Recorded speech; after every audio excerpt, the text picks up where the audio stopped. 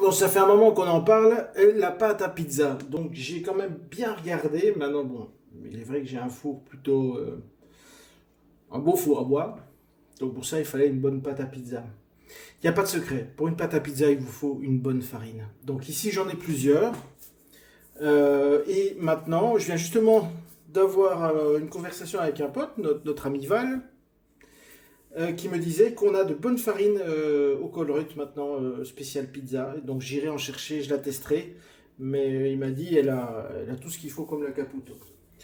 Donc ici, voilà, j'ai plusieurs farines, dont les fameuses Caputo. Ici la Manitoba, comme ici j'ai de la Manitoba aussi, c'est une autre. Donc ce qu'il vous faut, c'est de la bonne farine 00. Et j'ai de la semoule, farine semoule, donc une farine avec un grain un peu plus épais qui permet de donner du corps à la pâte à pizza. Et ici encore, on a des farines. Ça, c'est une spéciale pour, voyez, ici, pour pouvoir faire des belles corniches, on appelle ça. Donc ça, je vais en faire, mais après, je vais vous montrer comment on fait tout simplement une bonne et simple pâte à pizza. Vous allez voir. Donc, on va démarrer avec 1 kg de farine. Donc voilà, on va déjà mettre 1 kg de Manitoba, donc que ce soit celle-ci ou celle-ci, et il y a de la Manitoba, donc au Colruyt. Et Valentin m'a dit, comme je ne l'ai pas encore essayé, il m'a dit elle a toutes les capacités d'une bonne farine. Donc 1 kg, 300 g de farine semoule. On pourrait encore mettre de la levure morte qui permettrait d'avoir un croustillant. On va mettre 22 g de sel. Et alors, ici, j'utilise de l'eau de la fontaine du village, la fontaine de Prouvy. Vous pouvez venir à Prouvy la chercher si vous voulez. Et là, il faut 8 décilitres et 1 g de levure. Oui, 1 g. Vous voyez, ça fait à peu près ça, 1 g. C'est tout. Pas plus. Là, il y a 42 grammes. On a mis 1 g. Et on met l'eau. Et on va... J'ai sorti mon vieux copain Kenwood qui a fait le Vietnam avec moi. Et bim, on va la travailler. Donc, on va la travailler ici 10 minutes au moins. Pendant ce temps-là, pendant qu'il travaille, je vais faire un peu de place. Et on continue.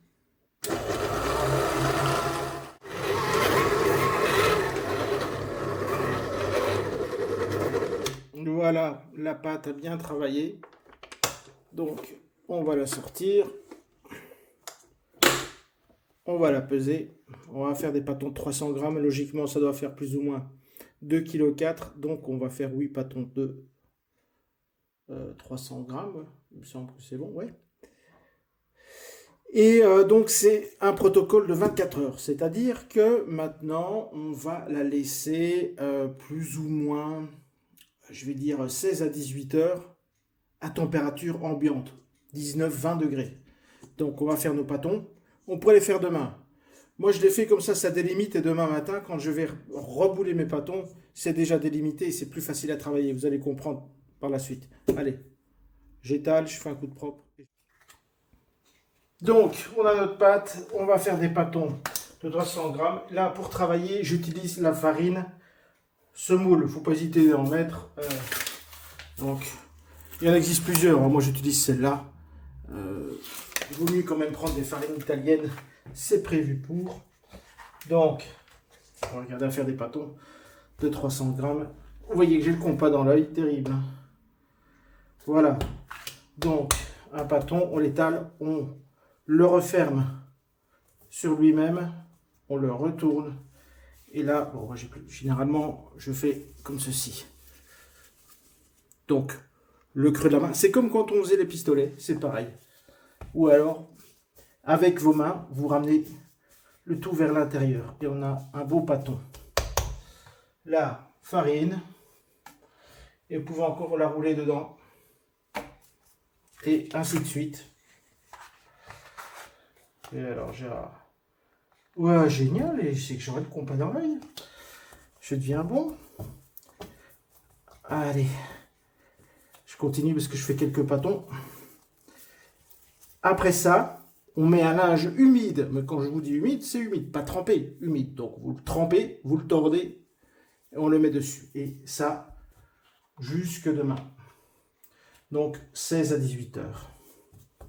Et vous allez voir, avec 1 gramme de levure, ça va évoluer sur la nuit.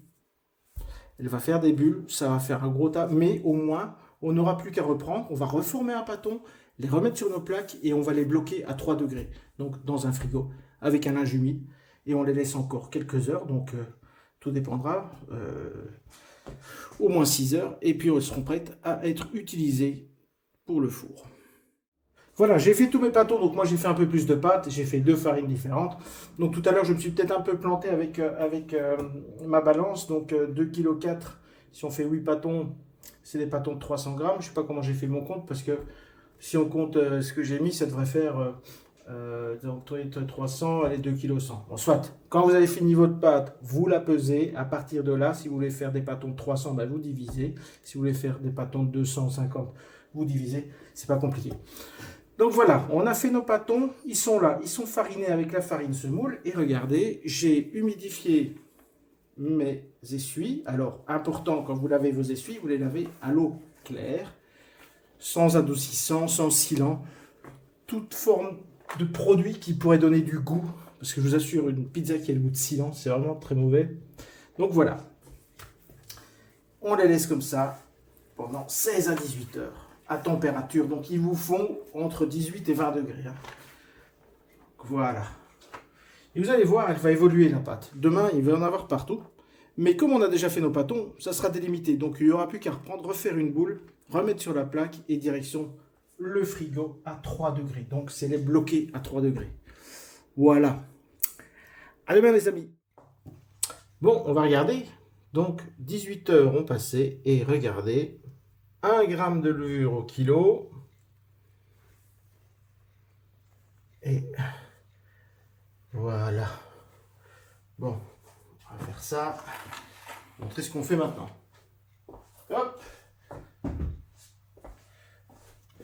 Donc vous voyez, vous devriez la peser dans cet état-là. On va en mettre partout. Qu'ici maintenant, nos pâtons sont quand même délimités, donc on sait travailler. Et là, on démarre avec la farine semoule. On prend notre pâton qui est délimité avec une petite corne comme ceci. Et ça vient tout seul. Hop. Et on fait la même opération qu'hier. Attendez, qu'on voit bien ce qu'on fait. Voilà. Donc un peu de farine, il ne faut pas exagérer dans la farine. Hein. Donc vous voyez la belle évolution. Regardez la pâte, regardez. 1 gramme de levure et cette farine qui est quand même de type 00 et qui est d'une qualité exceptionnelle.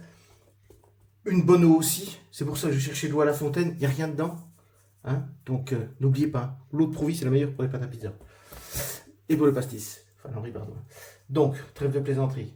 On rabat tout ceci vers l'intérieur, on retourne et on va faire une belle boule, une jolie boule.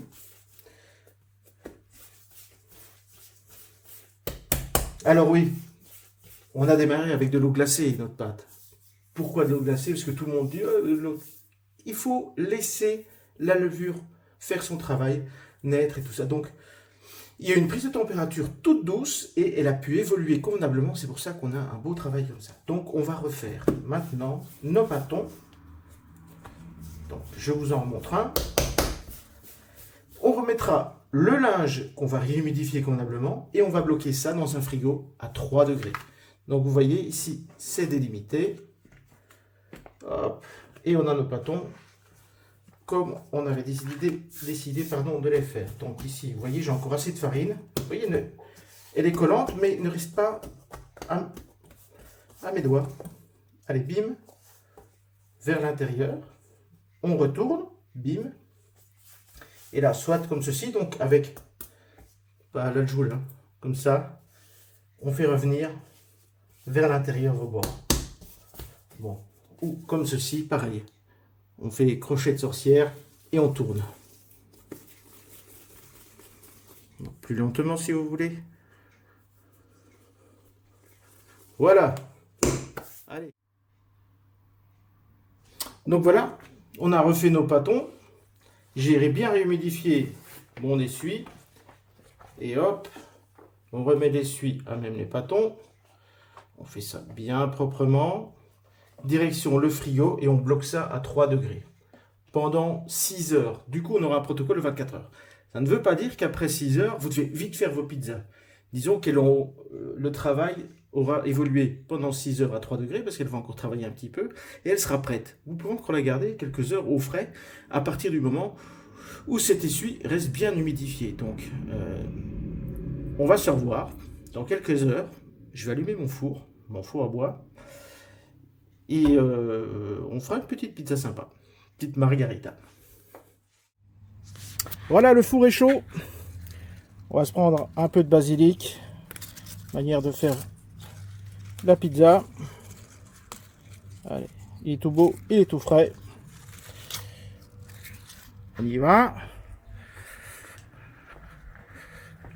Voilà, voilà. C'est chaud. Allez, on attaque.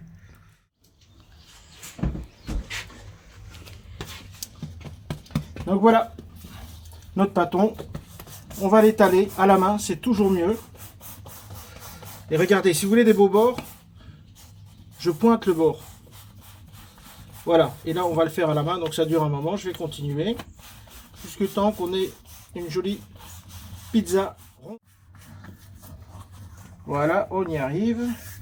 On regarde bien toujours avoir un fleuret de farine en dessous pour éviter qu'elle attache. Là, pour la margarita, on a fait un beau coulis de tomates. On l'étale. On essaye de ne pas laisser des trop grands bords. C'est pas ce que je kiffe le plus. Alors, un petit peu d'origan. Notre joli basilic. On va mettre ça comme ça. Alors, mozzarella, un petit peu de râpé. Celle-ci, c'est une qui est un peu plus séchée. Et ici, une qui est beaucoup plus tendre et filante, ce qui va donner beaucoup plus de légèreté à la pizza et de la gourmandise. Ce qu'on n'oublie pas, un joli trait d'huile d'olive. Généralement sur les pizzas, soit je remets un coup de moulin ou un peu de fleur de sel, mais ici tout est assaisonné convenablement, mais il ne faut pas hésiter. Allez, je vous reprends et on rentre.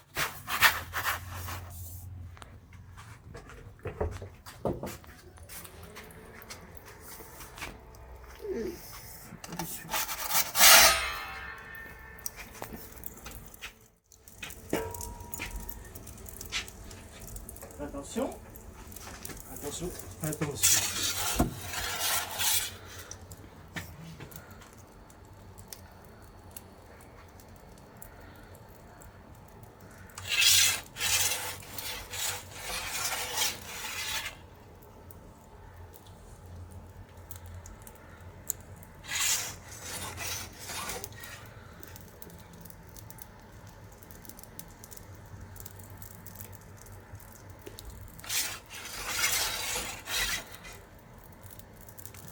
Donc voilà, la cuisson au feu de bois. Vous pouvez les faire aussi dans votre four, hein. Si vous avez une pierre, vous mettez chauffer votre pierre avant. Il faut la déposer sur votre pierre. Voici